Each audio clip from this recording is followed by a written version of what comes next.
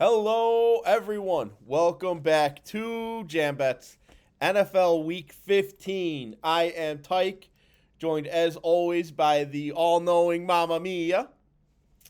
So we're gonna do a couple things here on this video. We're gonna talk two specific games. We're gonna talk Bears versus Browns. We're gonna stay Bears heavy.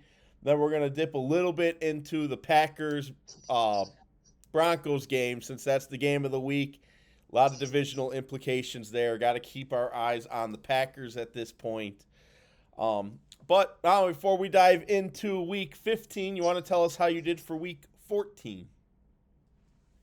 Yeah, so I'm in love with that Joe Burrow, and he was projected to have 22.5 fantasy points. He did not disappoint in the fantasy world. He ended up 31 fantasy points. He completed 25 of 36 passes for 284 yards, 4 touchdowns, 2 interceptions. They lost the game. That was a bit heartbreaking. They lost to Baltimore 39-34.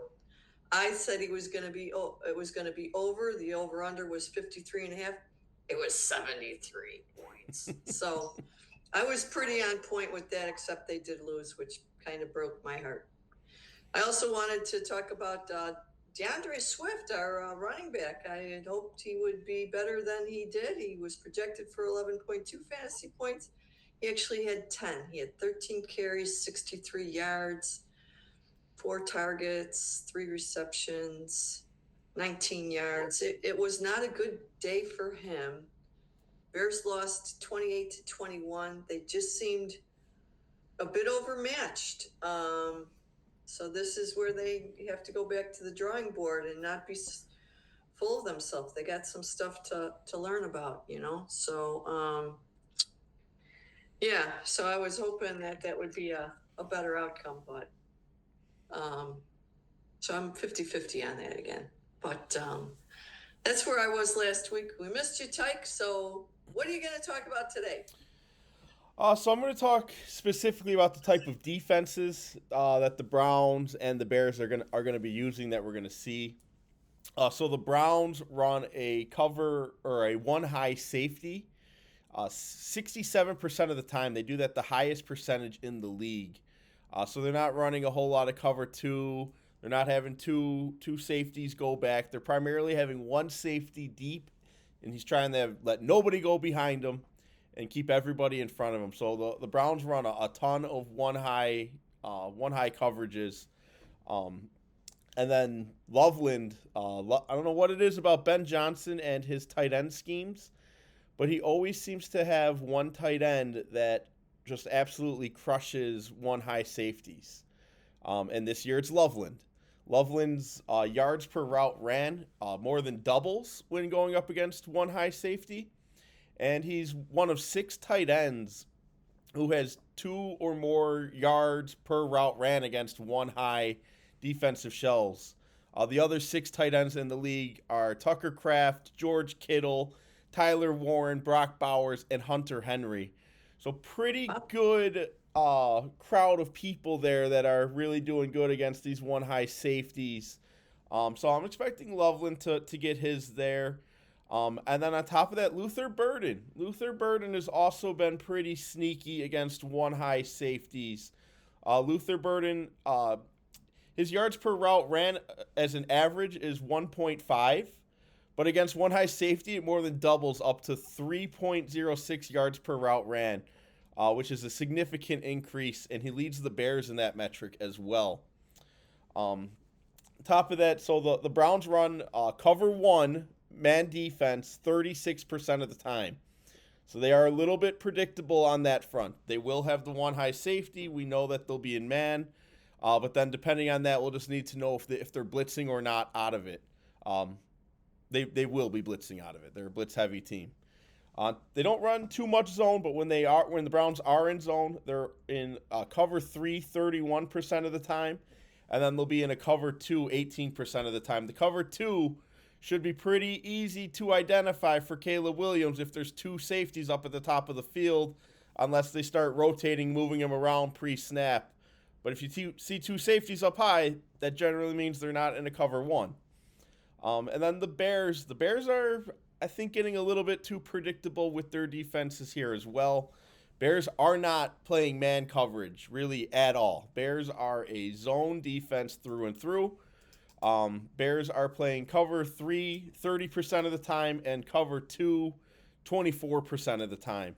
The next, when they are in man, they're also in a man coverage, but they're not even, or cover 1, but they're not even running that 20% of the time. So Bears are really staying in two shell zone defenses, and they just really can't let anyone get behind them, which so far the Bears have not been very successful at that, especially in these zone coverages. Bears are getting destroyed by opposing wide receiver ones. Bears are allowing the third most fantasy points to opposing wide receiver ones. They're allowing 19.2 fantasy points per game to opposing wide receivers, number one wide receiver, and it's because of the big play. They're letting up too many explosive plays. They need to lock that down and make sure nobody's getting behind them. Hoping that'll happen. Defense is getting more healthy. Kyler Gordon obviously out for the year, and Trayman Edmonds is expected to return next week. But other than that, the Bears defense is healthy. So I'm hoping they'll limit those big plays. Jerry Jeudy, and I forget the Browns tight end. Those are the two guys that I'm Fannin and Jeudy. Those are the two that I'm most worried about on this passing game. Shadir Sanders coming out throwing for 366 yards in his quarterback debut doesn't make me feel great, considering we've been not a great defense this year. But Mamma Mia, what else are you looking at? Okay, just want to comment that one throw that Caleb made to Zacchaeus in the end zone was flippin' amazing. It literally went through two defenders' hands. Unbelievable. And then the interception in the end zone, I know it was late, but Komet, he had plenty of space and time to run forward and catch that ball or even knock it out. Like, I don't know. Like, just don't stand there, Come on. That kind of burned me. I was like, here we are trying to beat them Packers, and it was just unfortunate. So the spread on this game is the Bears are favored by 7.5. I'm looking at Caleb. He's Cleveland's given up only 165 yards per game and 1.5 passing touchdowns. He's going to have to be running today, and be smart with that ball, which he usually is. He's pretty good with that. But this, like you pointed out, this defense, they pin their ears back. They come at you. They've got that one guy. What's his name? Myles Garrett. Yeah, Myles Garrett. Look out for him. They better be double teaming him. Caleb is average in the red zone to score a touchdown, but when we look at Shadir is averaging 14.7 fantasy points per game. He's number 28. He's converting in the red zone at 2 times the league average. He's converting touchdowns.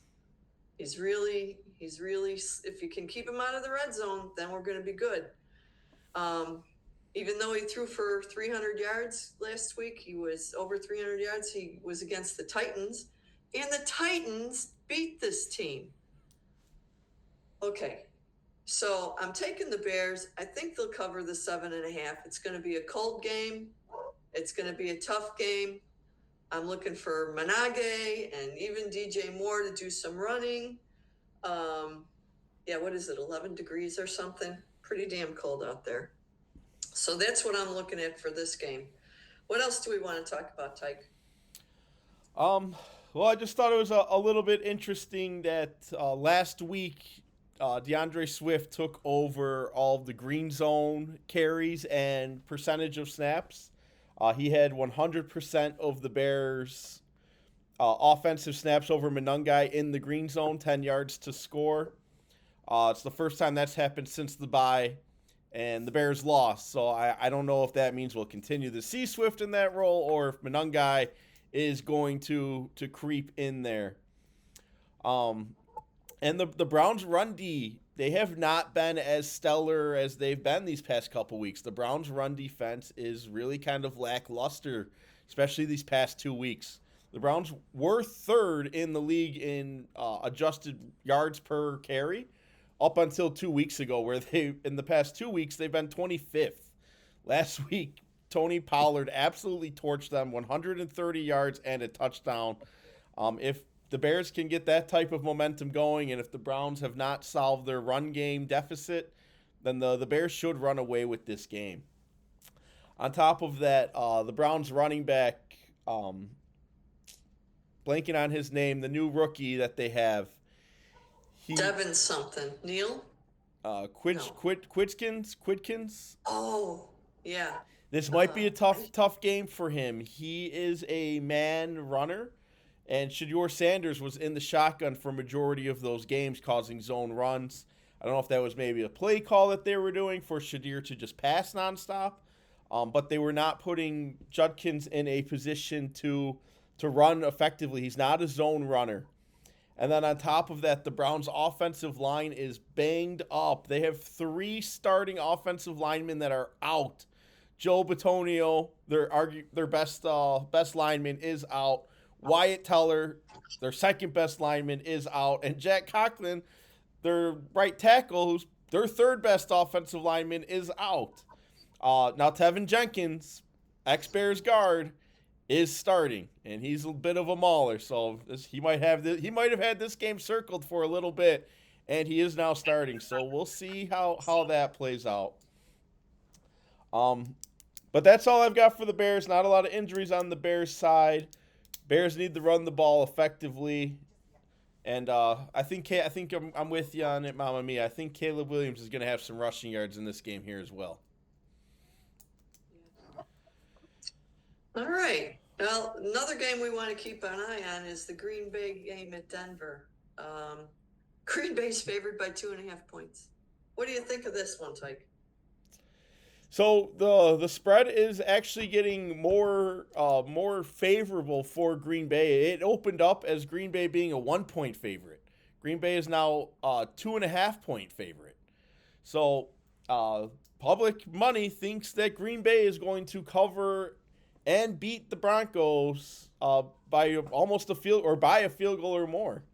So I don't necessarily agree with that. I think the Packers on the road, now they've been a pretty good team on the road, but going into Denver, pretty hostile environment. I believe Denver can clinch their playoff berth with a win here, and this is a must-win as well for the Packers. But I think this is going to be a true test for Denver. Sean Payton, we'll see what he's got. But Momma Mia, let me kick it back to you. Sure. So the average points per game, Green Bay has scored 24 average points, Denver 23. Average passing yards per game, Green Bay 223, Denver 220. Average rushing yards per game, Green Bay 117, Denver 121. This is going to be crazy. The points that Jordan Love has scored, it seems to me there's a little bit of a pattern. He does really good for 2 weeks, and then he has a little bit of a collapse. So I'm hoping he had 36 points against Detroit, 29 against Chicago. I'm hoping this is the Denver game where he has a little bit of a collapse. Looking at Jacobs, his fantasy points average is 14.6. RJ's fantasy points average is 13.6. I think the sleeper in this game is going to be Troy Franklin. I just have a feeling that's the safety net for Bo Nix, and that he's going to be heavily involved, deep. This is going to be a tough game. I think it's going to be a hard running game, and but it's going to be who doesn't make the most mistakes. Please, Bo Nix, please don't make mistakes. He gets me nervous. He's either fine or he's not. So hopefully he's good today. That's what I'm looking at. Anything else, Tyke? No, big Broncos fans over here this week. So the Packers are deploying the third highest rate of zone coverage. The Packers are playing zone coverage 79% of all defensive plays, which Bo Nix plays pretty well against the zone coverage. Bo Nix averages 6.22 yards per attempt and 3.2 completion percentage over expectation against man. So Bo Nix is well above average against zone coverages. So I think that bodes pretty well for the Broncos here. Packers maybe a little bit predictable, and they're going in with some coverage shells that Bo Nix really thrives against. So we'll see how that goes. I wouldn't be surprised to see Bo Nix get some rushing yards here today as well. One last thing is the old man Rivers playing today? Do we know that? I don't know yet, but I hope he is. I will tell you right now.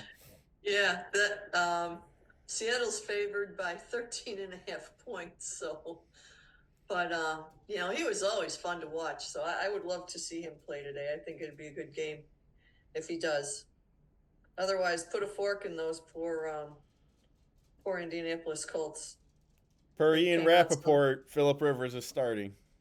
Oh my God, that's gonna be great. That's gonna be a good game to watch. All right. Well, looks like a fun day again today. Stay warm, everybody. All right, thank you, everyone. Give us a like and subscribe, and we'll see you for week 16.